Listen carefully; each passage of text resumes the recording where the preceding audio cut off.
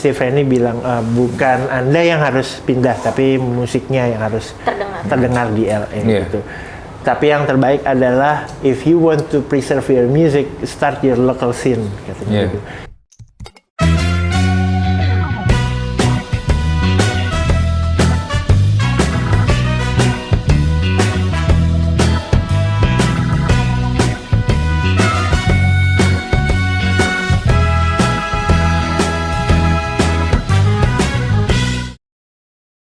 Indahanisa ini melewati beberapa tahapan sejarah dari musik dalam industri ya, mulai dari album fisik sampai kemudian ke era digital. Nah, perubahan era ini itu apakah membawa implikasi di dalam proses kreatif atau hal-hal lain? Iya, mungkin kita memang belum pernah kena rekaman analog ya. Ya. Kita belum. Kita memang dari CD, compact disc ke streaming. Service platform. Dampaknya tentu saja saya ingat banget itu gila-gilanya streaming itu tahun 2015. Karena waktu itu tahun 2009 sampai 2015 itu adalah ibaratnya penjualan fisik masih mendominasi. Sampai kemudian 2013 saya mencoba mendistribusikan album ke digital secara mandiri. Nah, di situ karena saya ingin belajar, saya ingin melihat apakah memang ke arah sana. Karena waktu itu kan kita sampai ke Perancis ya, Midem Conference and Festival. Ya, di Nice ya, Cannes. Dan kemudian tahun 2013 itu tuh mereka sudah membicarakan masalah streaming, monetizing YouTube, yang mana waktu itu Spotify aja belum masuk ke Indonesia ibaratnya gitu. Bahkan kita sudah kenalan sama orang-orang Spotify di sana gitu. Dan waktu itu kita juga masih belum punya gambaran akan seperti apa ya digital gitu. Tapi waktu itu saya pengen belajar dan akhirnya saya mendistribusikan digital sendiri dan saya melihat pergerakan revenue ibaratnya ya, nominal angka streaming dan pemasukan dari digital dari 2013 sampai 2015 itu belum signifikan, sampai pertengahan 2015 tiba-tiba signifikan. Tiba-tiba misalnya revenue penjualan fisik satu quarter itu di recap dengan streaming 1 bulan misalnya kurang lebih kayak gitulah pendapatannya. Di situ saya kaget, wah ternyata itu terjadi gitu. Itu di pertengahan tahun 2015 sampai sekarang mungkin ini masih berjalan. Tapi kemudian yang menarik adalah ketika kami baru saja rilis di akhir tahun 2022 kemarin Piringan Hitam, itu adalah piringan hitam pertama Endahenresa, ternyata signifikan juga gitu. Jadi ini menarik, seperti ada dua era yang berbeda dua media yang sangat zamannya sangat bertolak belakang. Yang satu piringan hitam naik banget, analog gitu ya. Analog naik banget. Yang paling menarik, maksudnya paling modern sekarang di digital streaming ini juga masih bertahan sampai sekarang. Bahkan kita juga pernah NFT-an ya, kita juga pernah nyoba NFT. Itu juga lumayan menarik. Kalau diseriusin sebenarnya bisa. Cuman pada saat itu kami memang masih istilahnya serius dengan project-project kami memproduksi musik segala macam. Jadi memang belum serius NFT. Tapi kita sudah pernah mencoba itu dan promising juga. Jadi memang menurut saya sama Mas Reza menarik, peralihan ini menarik. Tapi memang semua punya karakter sendiri. Kita tidak bisa menceritakan banyak hal di dunia digital, itu sulit. Kalau di fisik itu kita bisa melihat bagaimana si Endahenresa, desainnya, lembar-lembarannya, di situ bahkan ditulis kreditnya siapa aja di lagu ini, liriknya kayak gimana, dan siapa saja yang berperan di situ, itu langsung bisa beli, misalnya dapat CD-nya, dibaca di situ. Mungkin kalau digital sekarang parsial. Orang lebih mengenal mungkin lagunya dulu. Kalau memang pengen tahu artisnya harus menggali lagi, entah googling lah, atau kalau misalnya artisnya punya website khusus soal album itu misalnya. Tapi kalau enggak ya memang hanya mengenal permukaan aja. Jadi memang itu dua hal yang berbeda dan kami meresponnya dengan santai ya kita ya, dengan sebisa kita kita bisa melakukan apa di dunia itu. Cuman kalau secara istilahnya perubahan itu memang menarik gitu buat kami berdua. Yang belum pernah kaset aja ya. Kaset belum, Belum, ya. ya. Kaset belum pernah. Ngomong-ngomong, saya minta izin ngopi sebentar. Oh iya, silakan aduh, dong, maaf tadi silakan. aku duluan. Nggak pakai izin. Kita itu ngobrol di Ear House, di kafe. Seperti tadi di belakang itu ada cappuccino, dan ini kopinya enak-enak. Kopi semuanya, tadi sudah nyoba. Ear House itu, Ear itu singkatan dari Endah and Reza. Iya. Kenapa membuat Ear House? Wah, Ya. Sejarahnya seperti apa? sejarahnya ya. Singkat cerita aja mungkin Iya. Mas Ros. Jadi kita mulai dari pada saat kita main reguler di satu tempat di Kemang ya, daerah Kemang. Iya. Namanya Loka, sekarang udah nggak ada tempatnya. Lalu kita saya dan Enda sangat rindu masa-masa itu. Lalu selanjutnya kita berangkat ke Midem Lord Francis Festival karena kita dapat main stage di sana karena menang sebuah kompetisi yang ada di website. Dari situ kita berkesempatan untuk ketemu beberapa tokoh dunia seperti Mark Hoppus, basisnya Blink-182, dan waktu itu siapa? Steve Rainey atau Rain Man, manajernya Incubus, ex manager ya. Nah, dari situ mereka mengadakan selain live music, mereka mengadakan kayak apa ya?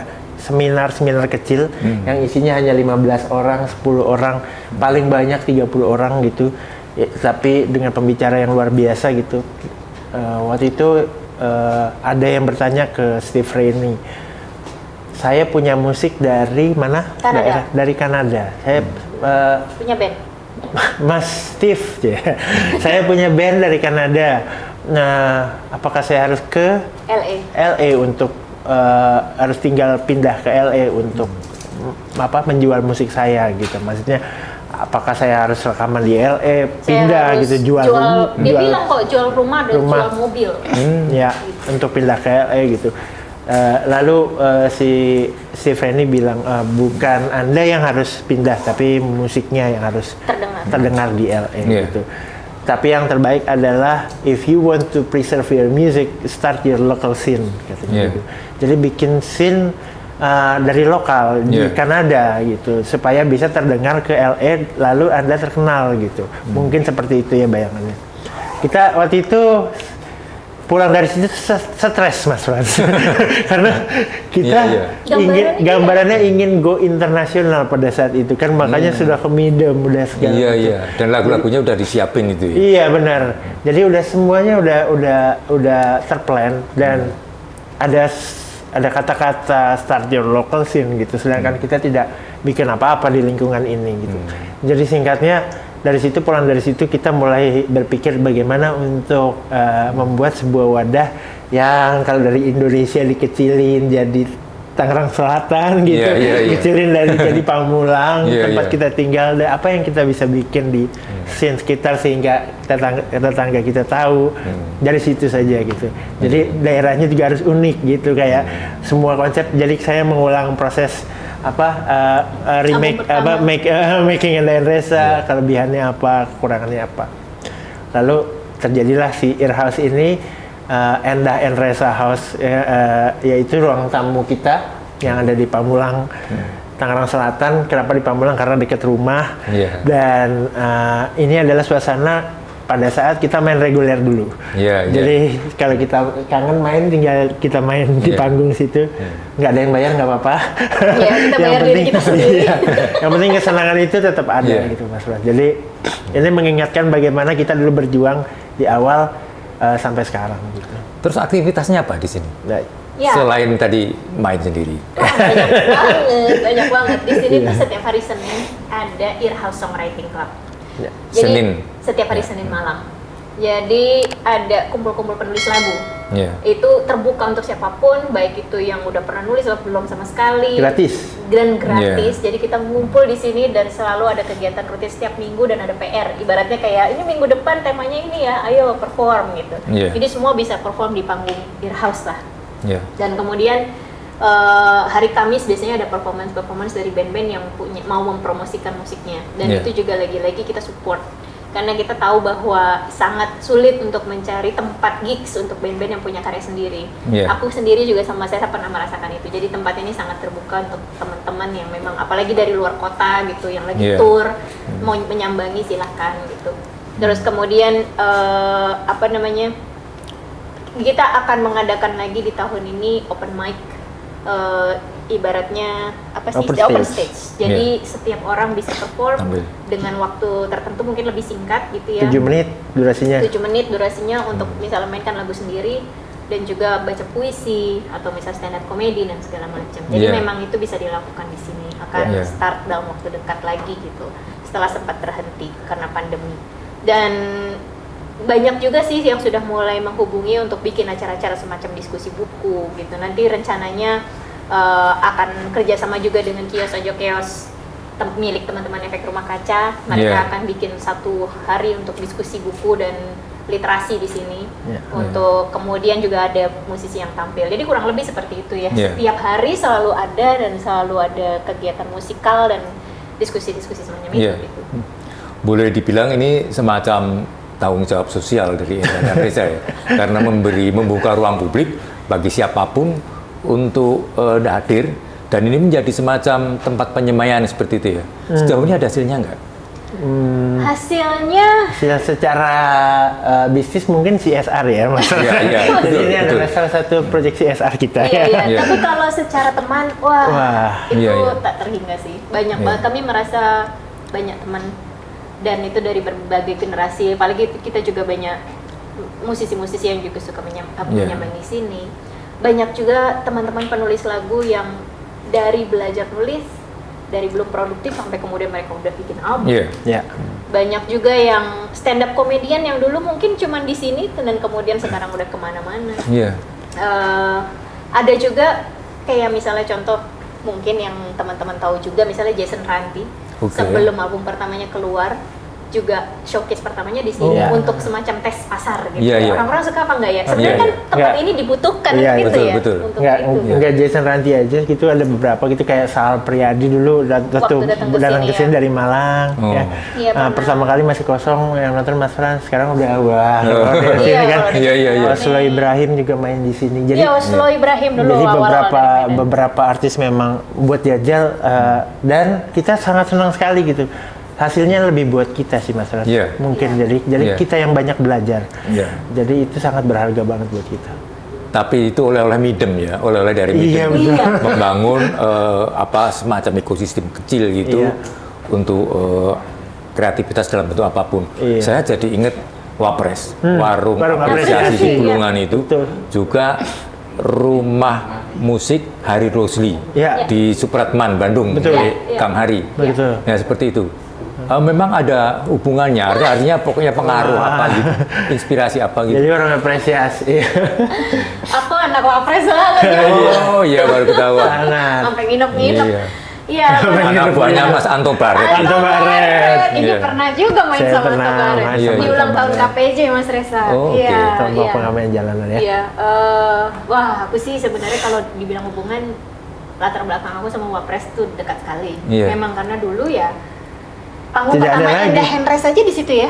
Showcase pertama Indah Hendres Mas David tahun Karto. Berapa Itu 2007.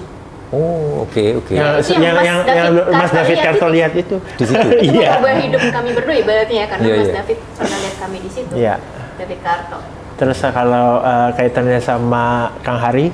Iya, waktu itu aku pernah karena aku nongkrong lama di warung apresiasi, kemudian disamperin salah satu ibaratnya mentor lah bisa dibilang ya, Haris Jauh Hari.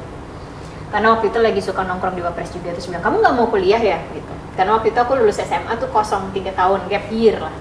Aduh, aku masih nggak tahu mau kuliah apa nih Om, kayaknya nggak usah lah gitu. Karena mungkin udah nyaman juga di sana. Terus si Om Haris bilang, kayaknya kamu kalau misalnya kuliah akan lebih baik deh gitu. Karena sembari juga kamu mengerjakan hal-hal yang profesional, tapi juga kamu punya pengetahuan akademisi, jadi bisa mendukung secara teoritis apa yang kamu lakukan, ibaratnya gitu. Oh gitu ya, tapi aku belum tahu nih pengennya apa.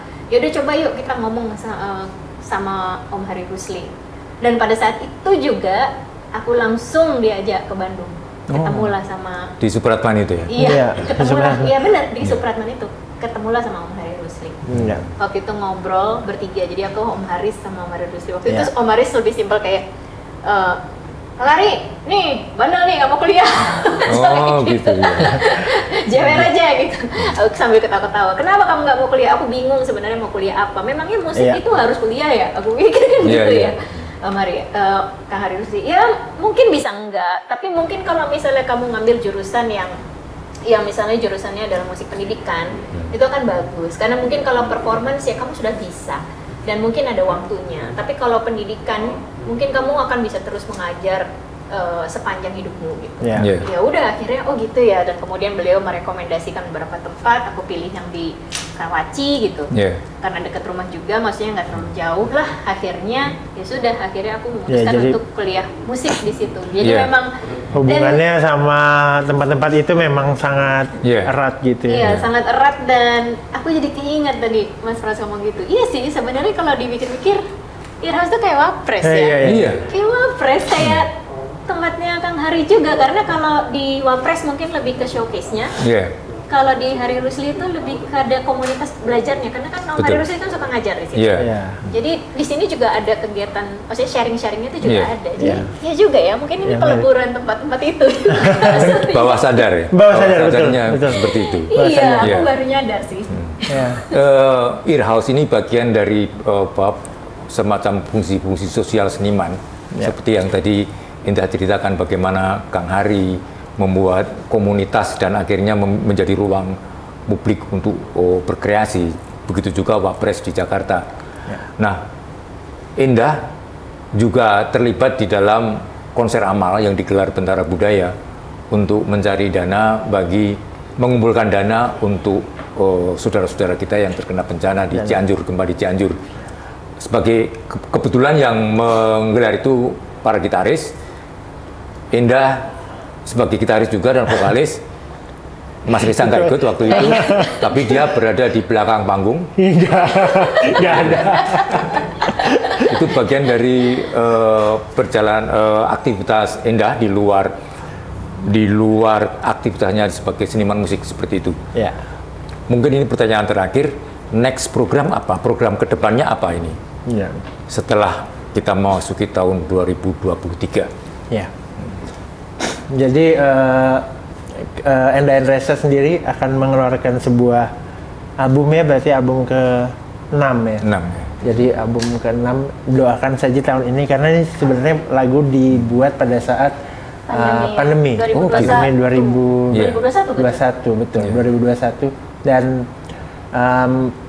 kami juga sekarang banyak fokus jadi di Earhouse ini ada lantai 2, yaitu kita punya studio. Akhirnya kita punya studio profesional yang lumayan sekarang semi profesional ya. Daripada di kamar ya. Daripada di kamar, betul Mas Ras. Akhirnya. Jadi kegiatan kami banyak memproduce artis-artis, baik yang sudah lama maupun baru, artis baru. Jadi kita juga banyak di studio. Ada kegiatan seperti aransemen, mixing, mastering. Kita coba menjalankan itu berbarengan gitu.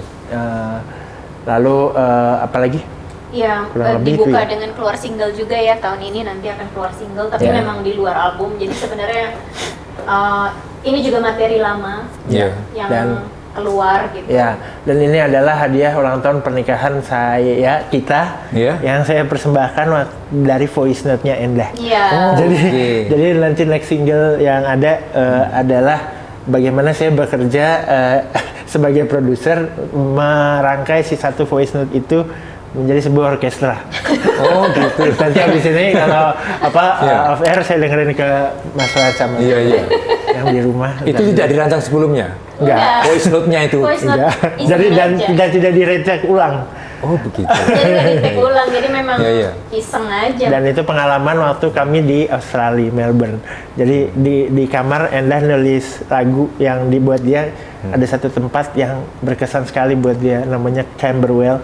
Itu sangat berkesan. Nah, itu kita akan rilis nanti si materi voice note itu dengan gugahan orkestra tanpa di-retake ulang, karena saya mempertahankan memorinya gitu mungkin gitu. Jadi memori pada saat dengar ini masih terbayang. Dan saya nggak tahu kalau itu dinyanyikan ulang apakah sedapat itu atau enggak gitu. Tapi saya nggak mau mencoba. Kita nggak mau mencoba, terus kita iseng aja rilis itu di digital platform karena sangat mudah. Ori itu ya, jadi nanti terdengar ya. Iya, jadi dari voice note hanya gitar dan vokal. Mas Reza Musik Production tiba-tiba ngasih hadiah ulang tahun pernikahan lah, aku bikin ini. Saik. Sudah diupload, mudah-mudahan ya dalam waktu dekat ya. Iya, dalam waktu dekat. Awal tahun ini. Gitu. Sahabat Tentara, kita sudah berbincang-bincang cukup lama dengan Mbak Indah dan Mas Reza. Saatnya kita untuk menyudahi. Kami mengucapkan, Bentara Budaya mengucapkan terima kasih pada Mas Reza dan Mbak Indah, saya balik. Tetap saksikan podcast Bentara Budaya di channel YouTube Bentara Budaya dan Spotify Bentara Budaya. Dan jangan lupa untuk dengarkan karya kita berikutnya tahun ini. Iya, di digital platform. Dadah.